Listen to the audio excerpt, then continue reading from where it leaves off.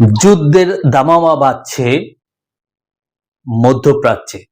America এবং Iran সাথে Israel, মূল ভূমিকায় ইসরায়েল, কিন্তু ইসরায়েল এখন একটু সাইডলাইনে চলে গেছে, আমেরিকা সামনে এসেছে। এখন মেইন বিরোধটা শুরু হয়েছে আমেরিকা এবং ইরানের ভিতরে। এটাই হচ্ছে মুসলমানদের অস্তিত্ব এবং ইরানিদের অস্তিত্ব টিকিয়ে রাখার জন্য সর্বশক্তি দিয়ে এই যুদ্ধ। এখানে অস্তিত্বের একটা বিশাল বিষয় হয়ে দাঁড়িয়েছে। আমেরিকা চিন্তা করে তারা যদি এখন এই যুদ্ধ থেকে থেমে যায় বা সরে যায়, তাহলে তারা যে সারা পৃথিবীতে একটি বৃহৎ শক্তিশালী দল, তারা সারা পৃথিবীটাকে নিয়ন্ত্রণ করতে চাচ্ছে, তাহলে তারা হেরে গেল। এবং তারা যদি এইভাবে হেরে যায়, তাহলে তাদের যে সারা পৃথিবীতে যে একটা শক্তির বলয় আছে, তাদের যে একটি জোট আছে, বন্ধু প্রতিম দেশগুলো আছে, তারা হয়তো তারা আমেরিকার কাছ থেকে আস্তে আস্তে সরে যাবে। সরে গিয়ে ওদিকে চীন রাশিয়া যে আরেকটি বলয় আছে সেদিকে তারা যুক্ত হবে বা ইরানের সাথে যুক্ত হবে। ইরান একটি শক্তিশালী রাষ্ট্র হিসেবে সারা পৃথিবীতে পরিগণিত হবে। আবার অন্যদিকে ইরান চিন্তা করছে, যদি তারা আমেরিকার যে শর্তগুলো দিয়েছে এই যুদ্ধবিরতির পরে আলাপ আলোচনার মাধ্যমে যে শর্তগুলো দিয়েছে, সেই শর্তগুলো যদি তারা মেনে নেয় এবং আমেরিকার কাছে যদি নতি হয়, নত স্বীকার করে, তাহলে ইরানের যে একটা আভিজাত্য, তারা 2000 বছর আগে তাদের যে একটি শক্তিশালী অবস্থান ছিল পারস্য উপমহাসাগরীয় অঞ্চলে, সেই যে একটা আভিজাত্য আছে, সেই আভিজাত্য খর্ব হবে এবং আমেরিকা ইরানকে এমন ভাবে চেপে ধরবে যাতে আর কোনোদিন ইরান মাথা তুলতে না পারে এবং আস্তে আস্তে আস্তে আস্তে ইরানকে একেবারেই শেষ করে দিবে, ধ্বংস করে দিবে। এই বেড়াজালের এই যে চুক্তির আড়ালে এটাই দেখছে এখন ইরান। তাই ইরান চাচ্ছে যে সমভাবে সমমর্যাদায় একটি চুক্তি করার জন্য, এবং আমেরিকা দেখতেছে যে ইরান তো কিছুই না আমার কাছে, তাহলে সে সমমর্যাদা চায়, সে সব যেসব দাবি করে, যুদ্ধে যে ক্ষতি হয়েছে ক্ষতিপূরণ দাবি করে, যুদ্ধে আগে যে ইরানের অর্থ আটকিয়ে রেখেছে, অর্থনৈতিক অবরোধ দিয়ে প্রায় $20 বিলিয়ন, সেগুলো ইরান ফেরত চাচ্ছে। এবং হরমুজ অঞ্চল থেকে যে অবরোধ দিয়ে রেখেছে আমেরিকা, সেগুলোকে সরিয়ে যেতে বলছে, উঠিয়ে দেওয়ার জন্য বলছে। এইগুলো যদি করতে যায়, তাহলে আমেরিকার অস্তিত্ব আর থাকে না, আর ইরানের অস্তিত্ব আর থাকে না। যদি ইরান আমেরিকা মেনে নেয়, তাহলে এখন কি হতে যাচ্ছে? সেটা হতে যাচ্ছে, আমি যেটা আগে বলেছি, যে যুদ্ধের দামামা কিন্তু আসলে বাজছে। এখন যুদ্ধের দামামা কিভাবে? এদিকে আলাপ আলোচনার নাম করে আমেরিকা ইরানকে বশে আনার চেষ্টা করছে, অন্যদিকে তারা গোপনে গোপনে কৌশল আরো বাড়াচ্ছে, যাতে ইরানের উপর যদি আক্রমণ করতেই হয়, তাহলে যেন এইবারে একেবারে ইরান শেষ হয়ে যায় এবং ইরান যাতে আত্মসমর্পণ করে, সেই রকমের আক্রমণ করবে আমেরিকা। যেটা একেবারে আমেরিকার প্রেসিডেন্ট যেটা বারবার বলেছেন যে সর্বাত্মক ধ্বংস করবে বা সর্বাত্মক আন্দোলন করবে, সেভাবেই করতে চায়। আবার অন্যদিকে ইরান যেটা করছে, সেও আরো ভিতরে ভিতরে কৌশল অবলম্বন করছে। যদি স্থলপথে ইরানে আক্রমণ করা হয়, তাহলে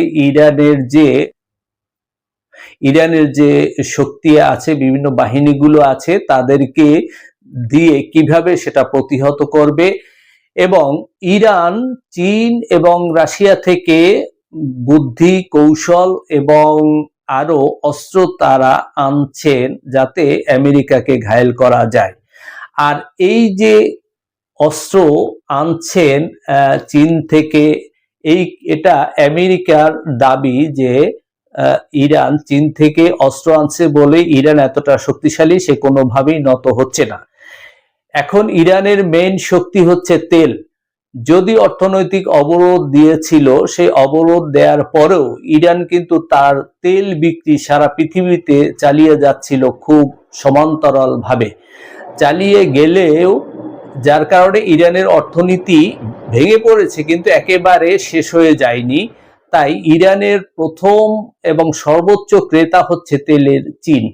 চীন বিশাল এক দেশ, তেলের পর্যাপ্ত তেল নেই চীনের, যার কারণে এখন আমেরিকা চাচ্ছে যদি ইরানের এই হরমুজের বাহিরে যে অঞ্চলটা আছে সেটাকে যদি অবরোধ করে রাখা হয়, রেখে দেওয়া যায়, তাহলে একদিকে হবে ইরান তার তেল নিয়ে বেরোতে পারবে না এবং ইরানের অর্থনীতি ধস হবে। দ্বিতীয়টা হচ্ছে যে চীন সেও তেল পাবে না। চীন যদি তেল না পায় তাহলে চীনও দুর্বল হয়ে যাবে, তার দেশে শিল্প কল কারখানা সবকিছু বন্ধ হয়ে যাবে এবং ইরানও শেষ হয়ে যাবে।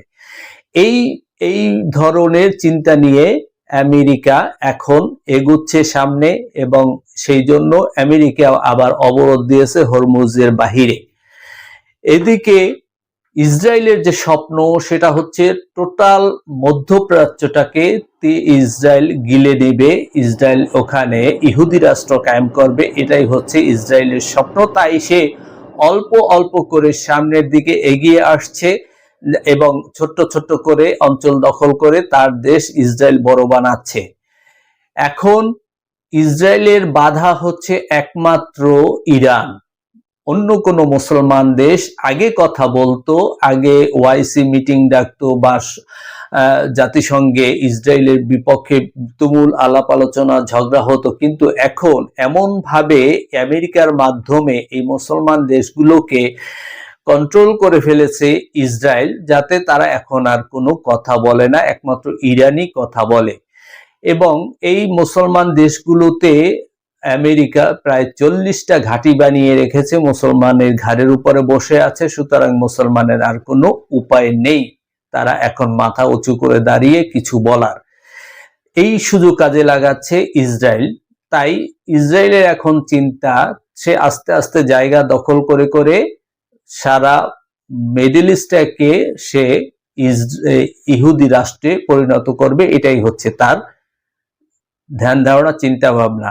তাই ইসরায়েল এখন চাচ্ছে সারা পৃথিবীতে যত ইসরায়েলি বা ইহুদিরা ছড়িয়ে ছিটিয়ে আছে তাদেরকে আহ্বান জানাচ্ছে ইসরায়েলে যাওয়ার জন্য, যাতে তাদের জনসংখ্যা আরো বৃদ্ধি পায়।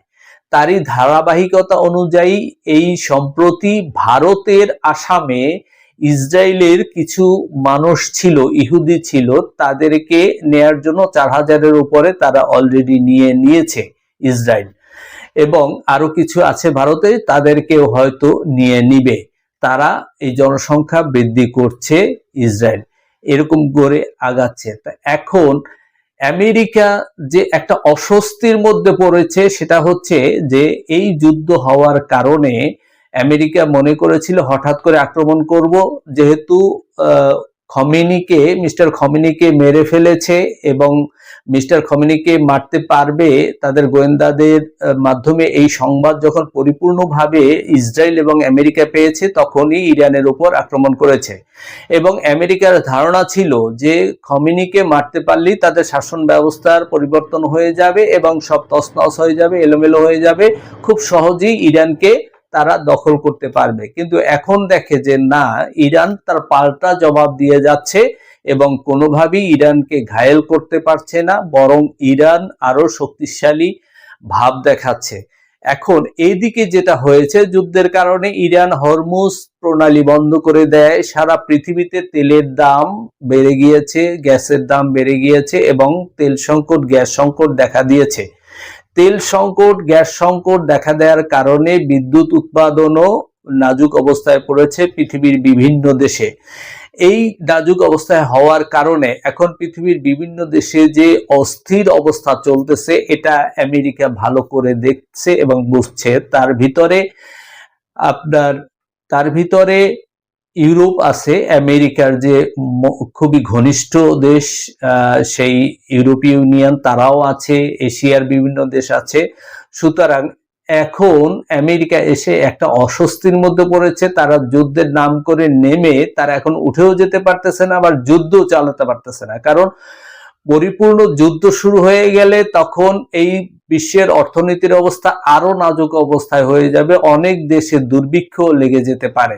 তাই আমেরিকার এই সমস্ত দায় দায়িত্ব আমেরিকাকেই নিতে হবে এবং মানুষ সারা পৃথিবী আমেরিকাকেই দোষ দিবে। তাই আমেরিকা এখন একটা মারাত্মক অসুবিধার মধ্যে পড়ে গেছে। কিন্তু এই অসুবিধাও বেশি দিন থাকবে বলে এরকম আমার মনে হয় না। কারণ যেহেতু মিস্টার ট্রাম্প তার মাথা গরম, সে কূটনৈতিক ভাবে কোনো কিছু তিনি করতে চান না, তিনি তার শক্তি দিয়ে করতে চান। সেই অনুযায়ী তিনি যে এরকম চুপ করে থাকবেন বেশি দিন আমার মনে হয় না। তিনি যে কোনো সময় আবার ইরানের উপর প্রচন্ড রকম আক্রমণ করতে পারেন এবং সে আক্রমণ হবে সর্বাত্মক আক্রমণ, এবং সেই আক্রমণে ইরানকে পরিপূর্ণভাবে পরাস্ত না করে তারা ঘরে উঠবে না, এবং ইরানের ভিতরেও আমেরিকার সৈন্য না ঢুকিয়ে তারা বেরিয়ে যাবে না, এবং ইরানেও একটা নৌবাহিনীর ঘাঁটি বানাবে এবং ইরানের তেল শিল্প থেকে শুরু করে সব দখল করবে। এই ধরনের টার্গেট নিয়েই তারা সামনে এগুচ্ছে গোপন কৌশলে। আবার ইরানও তার সর্বশক্তি দিয়ে এগুলো সবই প্রতিহত করবে, তার দেশের স্বাধীনতার সার্বভৌমত্ব এবং তার দেশের জনগণের আশা আকাঙ্ক্ষাকে ধরে রাখবে, এবং সে তার আমেরিকার সমস্ত শক্তিকে পরাহত করবে। এই ধরনের ধ্যান ধারণা বা আশা নিয়ে ইরানও এগিয়ে যাচ্ছে। তো এখন দেখা যাচ্ছে যে যুদ্ধের দামামা বাজছে, সর্বশেষ কি হয় মধ্যপ্রাচ্যে সেইটাই এখন দেখার বিষয়। ধন্যবাদ সবাইকে। আপনারা সবাই আমার দেশি আমার মা এই ইউটিউব চ্যানেলটাকে বেল সহ সাবস্ক্রাইব করে আমার পাশে থাকবেন, এবং আমার দেশি আমার মা এই ফেসবুক পেজটাকেও আপনারা সবাই ফলো করে আমার সাথে থাকবেন। ধন্যবাদ সবাইকে। আসসালামু আলাইকুম ওয়া রাহমাতুল্লাহি ওয়া বারাকাতুহু।